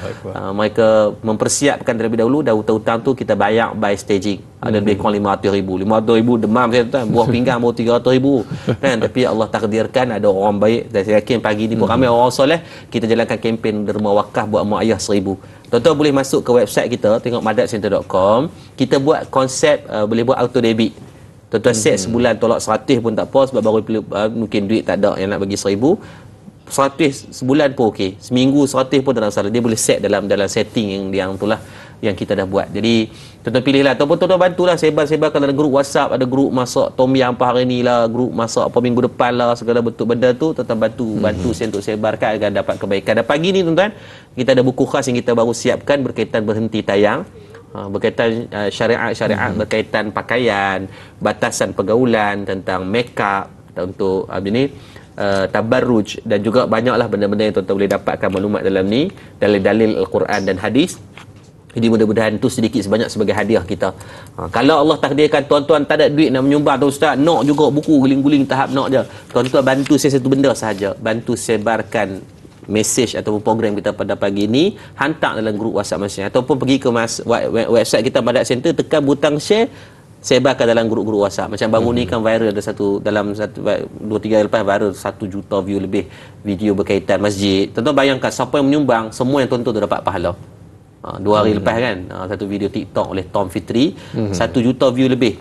Penuh media dokor, start masjid dah siap ke apa semua. Alhamdulillah masjid dah siap. Siapa yang menonton tu tuan-tuan dapat pahala. Kalau takdirkan dah mati, dah baru ni makcik tu dia bagi 100,000, Allah takdirkan dia meninggal dunia tuan-tuan, automatik sampai hari ni dah 1 juta pahala dapatkan dia secara cuma, walaupun dia dah meninggal tahun lepas lagi. Jadi benda-benda ni yang kita nak dalam kehidupan, pakat-pakat kita tumpang, moga Allah beri keberkatan. Saya doa secara khusus lah, siapa yang menyumbang RM1, RM2, RM3, bantu sebarkan pun, tak relax tuan-tuan, moga Allah bagi syurga untuk semua, insya-Allah. Alhamdulillah, bersama-sama kita bantu mana-mana yang kalau kita banyak bagi cara banyak, sedikit bagi cara sedikit, utamanya di hari Jumaat yang penuh dengan keberkatan. Para penonton bakal penghuni syurga Allah Subhanahu Wa Taala, anda terlepas info atau siaran daripada awal, anda boleh catch up ataupun tonton semula di aplikasi Tonton dengan muat turun dan langgan sekarang. Jangan tunggu lagi, terus kekal bersama dengan Tayla Ustaz. Kita akan tamat siaran di TV3, sambung lanjutan 30 minit siaran tambahan di TV9. Terus kekal, tanyalah Ustaz, biar tahu jangan keliru.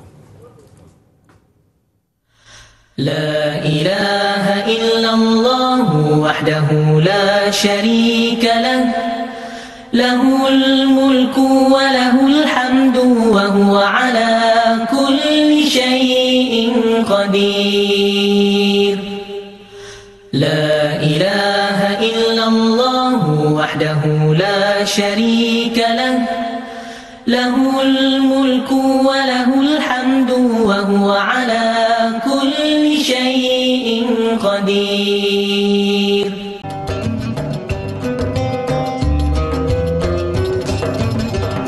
Alhamdulillah, kembali dalam Tayalah Ustaz Biar Tahu Jangan Keliru, lanjutan 30 minit siaran tambahan di TV9. Terima kasih kepada para penonton bakal penghuni syurga Allah Subhanahu Wa Taala pagi Jumaat, penghulu segala hari, Yaumul Jum'ah, Sayyidul Ayyam. Mari sama-sama kita perbanyakkan selawat ke atas junjungan mulia baginda Nabi Muhammad sallallahu alaihi wasallam. Allahumma salli ala sayyidina Muhammad wa ala ali sayyidina Muhammad. Dan alhamdulillah kita masih lagi bersama Ustaz Yaakob Yusra untuk limitasi pergaulan dalam keluarga. Demikian topik dan juga perbincangan kita pada pagi Jumaat ini. Untuk kita teruskan lagi Ustaz, sebelum kita raikan soalan tadi, ada beberapa perkara yang saya rasa belum diajukan, iaitu antaranya berkenaan dengan aurat mertua dengan menantu tiri, kemudian dengan anak angkat Ustaz. Sedikit pencerahan daripada Ustaz, dan bila mana anak angkat itu berkahwin, bagaimana pula aurat mertua itu dengan anak angkat, pasangan anak angkat itu dan juga anak tiri itu Ustaz. Sedikit pencerahan. Terima kasih kepada Dayang Anas dan rakan-rakan penonton Tayalah Ustaz yang masih setia bersama kita walaupun dah jam pukul 8 pagi ni, masya-Allah. Yang pertama kita bincangkan berkaitan anak angkat dulu. Anak angkat ni adalah anak yang selama-lamanya angkat, maka saya kata tadi lah, selama mana tempoh pun, sayang tahap tak relax pun, tetap hukumnya sama. Dia masih dikira bukan mahram dan ajnabi lah, yang bukan ajnabi yang perlu kita jaga. Dari segi sentuhan, aurat dan sebagainya. Dan malah dari segi hukum anak angkat ni pernah disebutkan dalam Al-Quran kisah berkaitan Zaid bin Harithah dan juga Zainab binti Jahsy, yakni Ummul Mukminin kita. Ini kalau tengok kisahnya, Zaid bin Harithah ini adalah anak angkat Nabi SAW, dan Nabi menikahkan Zaid bin Harithah dengan pasangannya ketika itu adalah Zainab binti Jahsy. Dan Allah takdirkan hubungan mereka tidak panjang, mereka bercerai. Dan ketika itu Allah perintahkan, dalam Allah memberikan satu pendidikan kepada kita bahawa anak angkat ni hukumnya tetap mutlak sebagai anak angkat adalah Nabi berkahwin dengan Zainab binti Jahsy kemudian selepas daripada itu. Walaupun berlakunya fitnah yang besar daripada kalangan puak musyrikin mengatakan Nabi ini berkahwin dengan isteri anaknya dan sebagainya, tetapi hukumnya dijelaskan dalam Quran dan hadis dengan begitu tuntaslah pada kita. Dan sedikit pembetulan saya kata tadi berkaitan anak tiri. Anak tiri jelas itulah haram mu'abbad. Adapun menantu tiri, tadi saya sedikit kesalahan yang saya sebut.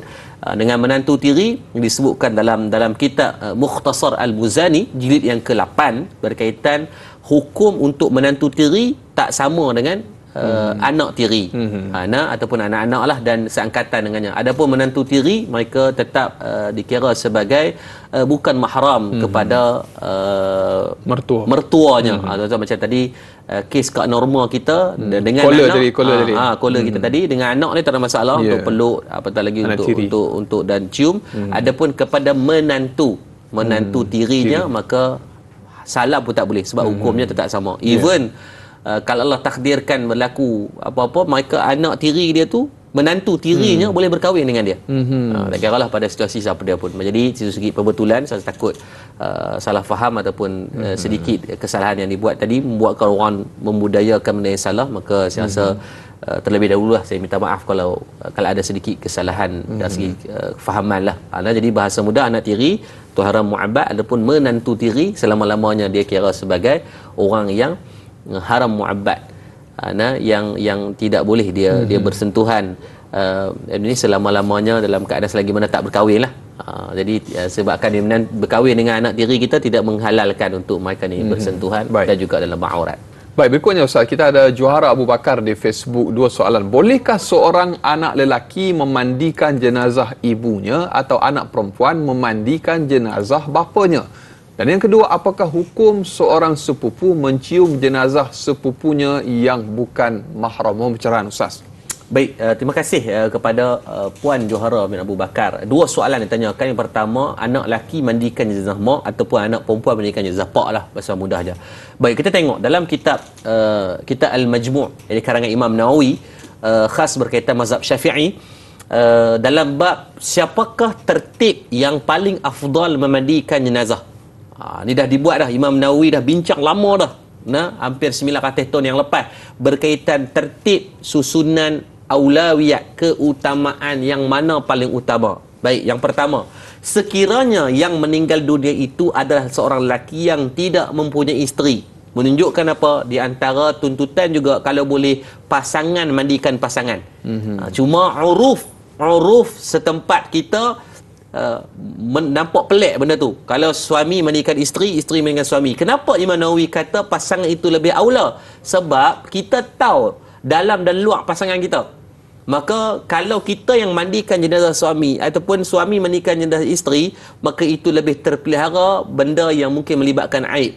Contohlah ada aib pada badan-badan ini yang orang tak pernah tahu, maka selama-lamanya akan kekal pada pasangan kita sahaja. Itu yang pertama. Tapi kalau tak ada pasangan dan urus tempat kita mungkin macam pelik. Walau tiba-tiba suami masuk mandikan isteri, sedangkan ada makcik-makcik itu tolong mandi dah. Mereka pun nak selok kain, nak selok apa semua benda ni. Maka kalau urus tempat tak meraihkan, maka benarkanlah urus, lebih baik meraihkan uruf. Maka siapa tingkatan yang kedua? Orang yang paling utama mandikan jenazah adalah bapanya. Maksudnya siapa dia? Kalau saya mati, bapa saya paling afdal mandikan ketika tu. Siapa dia lagi? Kemudian datuknya. Datuknya siapa dia? Tok Wan. Kalau Tok Wan tu masih hidup, tapi Tok Wan pun tak larat nak kena mandi tok apa hari lagi, maka tak perlulah.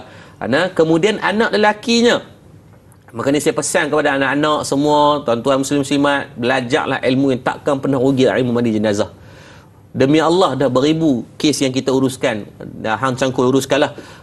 Sekarang ada sekitar 3,000 kes dah yang kita bantu uruskan dalam tempoh 2 tahun setengah ini. Kebanyakan anak-anak ni tuan-tuan memang hantu raya lah. Kita nak suruh mandi pun tak reti. Takut. Padahal mandi ni bukannya pak nak boleh bangun dah. Hak kawan tu meninggal dah. Cuma diajarkan adab cara kita nak berlemah lembut dengan jenazah itu saja yang kita kena belajar sikit-sikit. Yang tak reti ni ambil air yang corok. Mandi macam mandi biasa lah. Oh, mandi sendiri reti pula. Macam mandi baby ya. Macam mandi baby. Kena lembut tu agar sebab kita tak nak menyakitkan dia. Dan kita nak itulah penghormatan terakhir untuk kita mandikan dia. Kita pakaikan kain kafan untuk dia. Untuk kita nak lembutkan di antara pergelangan-pergelangan, sebab itulah kali terakhir. Lepas daripada tu tak ada, minggu depan nak mai pergi mandi balik awal kita. Kalau dia balik kata hari tu mandi tak elok ni, pak mai nak mandi lagi sekali, meninggal kita. Maka tolonglah untuk anak-anak. Dan kemudian cucu lelakinya, kemudian saudara lelakinya, kemudian anak saudara lelaki, kemudian bapa saudara, kemudian sepupu lelaki. Ini adalah disebut oleh Imam Nawawi. Ini kerana merupakan golongan yang paling berhak. Ini golongan yang paling afdal. Tadi sabda dia bapa, tok wan, anak lelaki. Cuma saya penekanan ni pada khusus anak lelaki lah. Jangan duk buat lolak sangat. Ilmu pada saya, ilmu fardu kifayah yang takkan pernah rugi kalau tuan-tuan belajar adalah ilmu pengurusan jenazah. Bila belajar tak sampai sehari pun. Yang kedua, soalan berkaitan hukum cium jenazah sepupu ataupun bahasa mudah yang bukan mahram lah. Yang bukan mahram pada kita. Disebut dalam satu hadis daripada Sayyidatina Aisyah radhiyallahu anha, kata Nabi SAW, aku melihat Rasulullah, kata Aisyah, aku melihat Rasulullah SAW mencium Uthman bin Maz'un. Ini seorang sahabat radhiyallahu an, ketika dia meninggal dunia, dan aku melihat bahawa air mata mengalir daripada matanya. Yang pertama, ada 2 hukum dalam hadis ini. Yang pertama, menangis ketika kita ziarah orang, maka harus, tetapi menjadi makruh kalaulah air mata tu mengalir di atas jenazah. Menangis tak ada masalah. Kita ni bukannya abalung kawasan sangat sampai keras sangat hati, kan, bukan 7 line sampai tak mau tak nak rayau langsung. Rayau tu tak masalah. Nabi menangis ketika Sayyidina Ibrahim meninggal pada umur pada tahun 8 dan 9 Hijrah. Dan yang kedua disebut dalam apakah hukum dia pula kepada yang sepupu ataupun yang bukan mahram. Dalam Irsyad Fatawa keluaran yang ke-576 pada bulan Jun 2021 menyebut pada yang bukan mahram maka hukumnya tetap haram walaupun jenazah. Jangan buat lolak lah. Teringin dia kata waktu hidup tak boleh sayang dia. Kan time mati dia pergi gagau duk cium juga. Kalau dia bukan mahram, hukumnya tetap adalah haram. Maka jangan duk buat lolak. Dan kita pun kepada keluarga kena protect bagi elok lah. Waktu buka tu jangan bagi orang main ikut dan sentuh, peluk, cium dan sebagainya. Kalau bukan mahram, tolong letak kalimah kesian pada jenazah tu lah. Baik Ustaz, berikutnya kita ada sahabat pemanggil di talian menanti. Halo, Assalamualaikum. Assalamualaikum warahmatullahi. Ya, Puan Jura Azlin Azlin dari Beranang. Ya, silakan dengan soalannya. Okey, saya ada 2 soalannya, Dai. Ya. Soalan pertama saya, bagaimanakah limitasi perhubungan antara anak tak sah taraf dengan ayah dia dan ahli keluarga dia? Baik. Yang kedua, apakah akibat mengabaikan perkara tersebut, mengabaikan limitasi dan hubungan keluarga? Baik. Okey, terima kasih. Assalamualaikum. Sama-sama. Waalaikumsalam warahmatullahi wabarakatuh. Terima kasih untuk soalan berkenaan dengan anak tidak sah taraf ni, dan jumlahnya bukan sedikit Ustaz, banyak, dan insya-Allah kita akan raikan ataupun kupas selepas ini bersama dengan Taina Ustaz. Biar tahu jangan keliru, kita berehat seketika.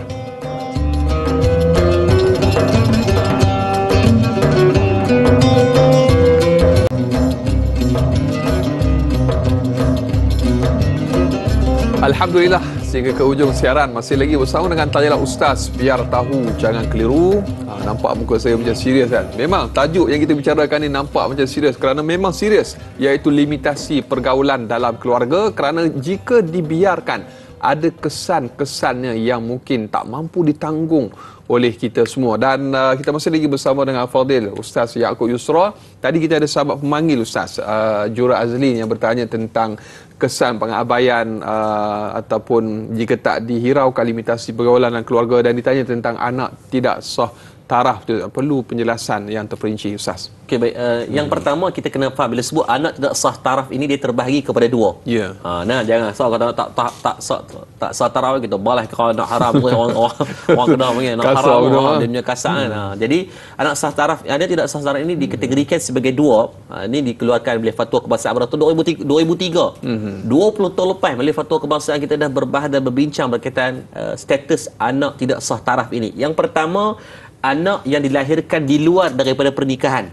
Anak maksudnya tak menikah, mengandung hasil daripada tamkin ataupun persetubuhan, dan dia mengandung.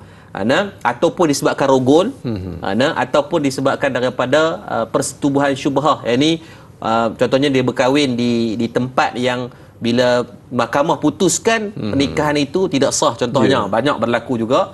Ataupun dia berkahwin dengan isteri orang. Ada juga kes yang berlaku Ustaz. Yang berlaku ni bukan kes ni, kes high profile yang berlaku di beberapa tahun yang lepas. Seorang artis dia berkahwin dalam keadaan yang pertama isteri ni tak selesai lagi proses penceraian. Padahal dah kahwin dah. Oi, balik awal tu nikah syubhah ni kena hati-hati. Dan yang kedua, anak sah taraf ni adalah anak yang dilahirkan kurang dari 2 bulan ataupun disebut dengan kurang daripada 6 bulan, yakni 2 lahzah. Yang ni 2 saat mengikut takwim Qamariyah daripada tarikh tamkin. Tamkin adalah bersamalah waktu bersetubuh tu. Itu adalah maksudnya kurang daripada 6 bulan 2 lahzah tadi. Jadi menjawab soalan tadi, siapa yang mahram dan bukan mahram? Untuk yang mahram adalah ibu dan ibu-ibu. Ibu dengan nenek lah, kena panggil. Maksudnya anak tadi dengan ibu dia dikira mahram, dengan nenek dia mahram, dan juga adik-beradik yang lahir daripada rahim ibu yang sama. Maka tu dikira sebagai mahram. Adapun akan tetapi pada bapa asalnya, walaupun bapa tu yang ni sekalipun dalam mazhab Syafi'i memberikan hukum, itulah dikatakan anak tak sah taraf, maka tidak boleh dinasabkan. Anak tak boleh dinasabkan, nak berbinkan dia pun tak boleh. Anak sah taraf, tidak sah taraf dalam mazhab Syafi'i tidak dibenarkan untuk kita meletakkan nama. Walaupun ada kita tengok tuntutan orang tertentu ni, maka nak di equality, disamakan. Kalau ada sah taraf pun buh juga bin ayah. Alhamdulillah perlembagaan kita masih mempertahankan perkara tersebut dengan jelas. Pihak kerajaan masih bertegas dengan perkara tersebut, masih tidak membenarkanlah. Dan tuan-tuan, Majlis Fatwa Kebangsaan pada 10 Jun 2003 telah membahaskan dalam bab anak tidak sah taraf ini. Jadi terima kasihlah pada soalan yang bertanya. Dan kesan buruk dia apa? Adalah dalam bab soal nasab. Bayangkanlah kalau tak dijaga berdasarkan hadis Nabi, anak tidak sah taraf, anak-anak yang di luar daripada perkahwinan ini tidak boleh dibinkan dengan nama ayah, dibinkan dengan nama Abdullah. Kalau tak dijaga itu tuan-tuan, banyak mana kerosakan yang berlaku, kerana anak ayah ni tak boleh jadi wali kalau ikut. Tapi bagi dia juga jadi wali dalam keadaan sebabkan dia tu dikira bapa, kira konon-kononnya bertanggungjawab lah, tak apa, tak ada masalah, tapi disuruh jadi wali juga. Ataupun dalam soal faraid kan, maka dia akan merosakkan banyak perkara yang lain. Maka sebab tu Islam meletakkan sempadan yang perlu kita tahu agar kita kena fahamlah sebaik dan semaksimal mungkin lah dari segi kefahaman. Kalau dia tu anak silap saudara, maka letakkan ada berjaga-jaga dan berhati-hati. Anak tu tak berdosa apa, anak boleh jadi tu imam, anak tu boleh jadi siapa-siapa yang dia nak, tapi perbuatan kita, hasil perbuatan kita perlu muhasabah dan ambil kira, insya-Allah. Baik, indah nian sang rembulan terik memancar sang mentari, jagalah kalian batas pergaulan agar tidak terjerat diri. Ustaz, kita ada soalan yang berikutnya, kena bagi pantun sikit lah, bagi semangat sikit walaupun di penghujung siaran ni. Baik, Intan Zurina Abdul Razak di Facebook. Ustaz, kita sering fokus tentang pergaulan antara keluarga daripada segi fizikal. Bagaimana pula pergaulan antara keluarga di ruang media sosial? Contohnya di grup WhatsApp keluarga, Ustaz. Apakah batas yang perlu dijaga daripada segi penggunaan emoji, stiker, bahkan bait-bait kata di antara sesama ahli keluarga dalam grup WhatsApp, Ustaz, ataupun grup Facebook dan sebagainya lah? Silakan, Ustaz. Okey, dalam bab ni, terima kasih kepada Kak Intan. Saya rasa kita pun kadang-kadang, saya pun saya pernah melebihi had. Kita nak melawak, saya niat nak melawak lah. Kadang-kadang dia ambil stiker hak pelik-pelik, dia ambil gambar. Saya pernah tengok ada satu gambar stiker yang dihantar dalam grup, gambar Angry Bird budak-budak. Allah. Tapi walaupun Angry Bird, walaupun benda-benda yang melibatkan tu, maka pada saya itulah benda yang tak manis lah. Tak manis lah. Dan kita sedang menormalisasikan pembudayaan yang tidak baik lah. Dan yang kedua, kadang-kadang dari segi bentuk stiker-stiker suka edit gambar orang, Ustaz. Pertama-tama waktu pilihan raya tanpa izin, Ustaz.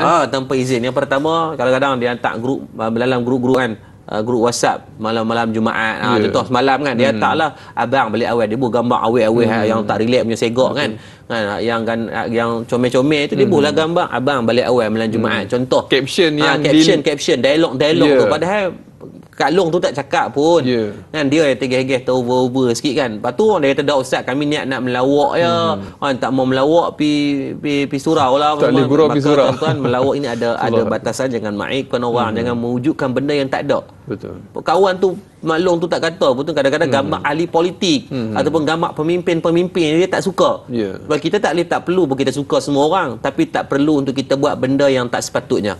Dia pun ambil gambar tu, dia buat gambar kawan ni, dialog pula pelik-pelik, kan. Maka di situ saya rasa perlu kepada penilaian semula untuk kita muhasabah, kerana kita tak mau menjadi golongan orang yang Nabi kata wal ahmaqu man ittaba hawahu wa tamanna 'ala Allah taala alamani. Mereka yang nak kepada syurga tapi buat benda yang sebaliknya. Yang ikut kepada hawa nafsu sepenuhnya, maka buat benda-benda kononnya nak melawak, ada mengaibkan orang, kan, ambil caption kawan tu, buat stiker pelik-pelik menari. Sekarang ni kan ada AI Photoshop dan sebagainya. Tuan-tuan ambil muka orang, buh ya ke gambar apa tuan-tuan nak. Even boleh buat video yang tak sepatutnya pun boleh, dengan kerakusan teknologi yang sedang melanda hari ini. Teknologi tak salah, yang salah daripada penggunaan. Maka jangan menormalkan benda yang salah, dan kita pakat-pakat betul kalau benda-benda yang takut-takut. Dalam satu hadis Nabi kata, siapakah orang yang muflis di akhirat? Adalah orang yang nanti amalannya diberikan kepada orang lain sebab apa? Dia buat berlebih kurang ketika dunia, bagi gelaran yang tak betul, melawak atas nama dia, mengumpat dia, kutuk dia, mengadu domba sehingga orang boleh pecah belah sampai bercerai-berai pun ada disebabkan adu domba kita. Maka netizen, kuasa di tangan anda, tapi ingat, kuasa mutlak adalah milik Allah Subhanahu Wa Taala. Kuasa kita sewaktu hidup ya, mati balik awal kita. Maka jangan menyalahgunakan kuasa netizen itu sehingga akan menempa nama dalam neraka Allah. Na'udzubillah. Ustaz, kalau ada jumpa emoji muka saya, Ustaz report kat saya. Kalau ada, insyaAllah. See you at court. See you at court. Baik, sama-sama saman ni, Ustaz. Baik, berikutnya Ustaz, kita rasa ini mungkin soalan terakhir pada pagi ini. Saya ringkas, apakah cara yang berkesan untuk memahamkan masyarakat kita bahawa simulasi adab pergaulan dalam keluarga adalah penting untuk institusi keluarga? Soalan Muhammad Izzuddin, Ustaz. Baik, yang pertama dia tanya kata soalan cara yang berkesan untuk memahamkan masyarakat kita bahawa simulasi adab pergaulan ni adalah, saya rasa adalah penerapan yang perlu dibuat daripada peringkat awal madrasah rumah tangga itu, dan yang kedua adalah pada siri sekolah rendah. Sekolah rendah tu kena letakkan, sebab saya rasa dulu Ustaz, zaman saya kecil-kecil, even saya duduk di sekolah agama Ustaz, masih batasan pergaulan tu tidak dijaga sepenuhnya lagi dulu Ustaz. Masih boleh main pondok-pondok kan Ustaz, main pondok-pondok. Cuma saya rasa kalau budak-budak sekarang main pondok-pondok, keluar anak pondok Ustaz. Macam kami dulu, kita memang berlemah tu Ustaz. 7-8 tahun tu saya rasa saya tak fikir lagi benda, sebab hari ni mungkin pendedahan dengan kecanggihan teknologi ni membuatkan kanak-kanak hari ni mereka lebih advance. dari segi pergaulan, dan mereka ada trigger point, hotspot yang jauh lebih cepat kematangan daripada kita. Nak mencuba tadi Ustaz. Kita dulu Ustaz, saya terang, saya sampai umur saya 4-5 tahun tak fikir lagi Pak, so, takut dengan orang perempuan. Kita lari dengan orang perempuan. Budak lah, jangan buat main. Kan? Jadi di situ perlunya kesesuaian mendidik itu mengikut zaman, dan mak ayah harus cakna tentang perkembangan anak-anak, ketumbuhan anak. Saya tak perasan pun anak kita dah besar kadang-kadang. Maka janganlah biarkan mereka dibesarkan tanpa ada kefahaman ilmu, khususnya dalam adab pergaulan. Pada saya di sini nak memahamkan bukan pada masyarakat, memahamkan pada anak-anak, itulah tanggungjawab mak ayah. Masyarakat itu kita ada kelas kafar, dan normalisasi mak dan ayah ini perlu adalah. Dan saya rasa ada hadis Nabi berkaitan kena ambil tahu kisah ataupun jiran-jiran kita punya apa yang berlaku. Kita kena bawa balik ambil tahu tentang tentang hadis Nabi kata kena ambil tahu apa yang berlaku kepada jiran-jiran kita. Maksudnya kalau dulu Ustaz, kita malu nak keluar dengan gewer kalau tak kahwin. Sebab apa? Takut jiran tetangga tengok. Hari ni budak-budak muda jadi bangga bawa markah. Sebab apa? Mak ayah dah mula tak ada rasa benda tu salah. Normalisasi. Jadi kalau ada orang nak ambil anak kita, bawa keluar payuk belanga kat dia, katok kepala dia tu. Amboi anak aku belah penat nak bawa usung merata. Free ni dak kita pula nak ambil ni, pergi hantar awal sikit makcik nak order tom yam yang kalau boleh tom yam pot teh warna putih. Amboi maklum pula sakan. Janganlah macam tu. Betul-betulkan. Kalau dah biasa anak kita keluar dating dan sebagainya, sekarang betulkan. Ni tarikh 22 Safar ni, ambillah satu ruang untuk kita berubah. Habaq kat anak, mulai saat ni mak ngabah tak mau dah hang keluar dengan mereka. Kalau betul nak jeta habaq kat dia kan, main minang hang menikah. Lepas menikah jangan kata nak keluar berambut tak apa kan. Yang penting halal dari segi syarak. Kamu dah menjadi mahram, buatlah apa. Tapi sekarang kalau kamu keluar setiap saat perjalanan kamu keluar, setiap saat itulah semakin lama perjalanan mak dan ayah akan berada dalam neraka Allah, nak kena azab nanti. Jadi sayangkan anak, bukan tangan-tangankan, nasihat-nasihatkanlah insya-Allah. Masya-Allah, tabarakallah. Tu antara panjang lebar kita diskusikan tajuk limitasi pergaulan dalam keluarga, tajuk yang cukup kritikal yang perlu kita sebar luaskan perbincangannya pada pagi ini, khusus kepada anak-anak generasi kita. Seperti Ustaz sebut tadi, what do's and don't, apa yang perlu dan apa yang tidak boleh dilakukan. Baik Ustaz, kita telah pun sampai ke penghujung siaran. Saya fikir sebenarnya tadi Ustaz secara keseluruhan khulasah Ustaz telah ceritakan panjang lebar, dan kita minta Ustaz tutup dengan sedikit doa. Semoga Allah Ta'ala memberkati kita di pagi Jumaat ini, insya-Allah. Baik, terima kasih kepada semua. Jom kita tutup dengan sedikit doa, dengan Allah lebih keberkatan. Terima kasih kepada Dai Anas yang membetulkan sedikit kesalahan saya dan semualah yang menonton, insya-Allah. A'udzubillahi minasyaitonir rajim. Bismillahirrahmanirrahim. Alhamdulillahirabbil alamin, hamdan yuwafi ni'maka fi mazidah. Ya Allah Tuhan kami, ampunkan dosa-dosa kami, kedua ibu dan ayah kami, guru-guru kami, pemimpin-pemimpin kami, sama ada dalam keadaan kami sedar atau kami tak sedar. Ya Allah, Ya Latif, lembutkan hati kami. Ya Allah, hati kami keras dengan dosa dan maksiat telah kami lakukan. Ya Allah, Ya Allah, tangan yang kami tadah pada pagi ini banyak buat dosa, buat maksiat. Ya Allah, mata kami melihat benda-benda yang haram. Ya Allah, tangan kami bersentuh perkara-perkara yang tidak memberikan kebaikan pada agama kami. Ya Allah, maka berkat pada pagi Jumaat ini, Ya Allah, kau berilah kebaikan kepada kami semua. Ya Allah, pada kami ada mak dan ayah, kau izinlah kami dapat berbuat baik dan berbakti kepada mak dan ayah kami. Ya Allah, perelokkan akhlak kami di hadapan mereka, lunak dan rendahkan suara kami saat kami berbicara dengan mereka. Anda ada perkara yang tidak baik, maka betulkanlah Ya Allah. Ya Allah, pada kami yang sakit, kau sembuhkanlah penyakit-penyakit kami. Pada kami yang jahil, kurniakan kefahaman ilmu kepada kami.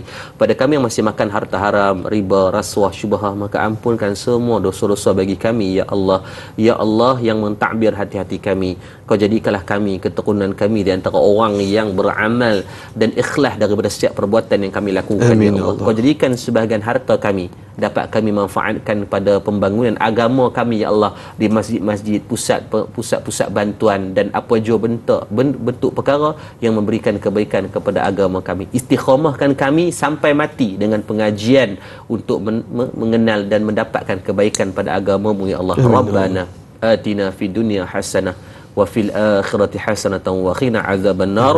Walhamdulillahi rabbil alamin. Taqabbalallahu minkum minna wa minkum taqabbal ya karim. Amin amin ya rabbal alamin. Alhamdulillah, sekali lagi terima kasih kepada Fadil, jazakallahu khair, Fadil Ustaz Yaakob Yusra untuk perkongsian limitasi pergaulan dalam keluarga. Juga diucapkan terima kasih kepada seluruh yang menonton pada pagi ini. Saudara, jangan mencari yang sempurna.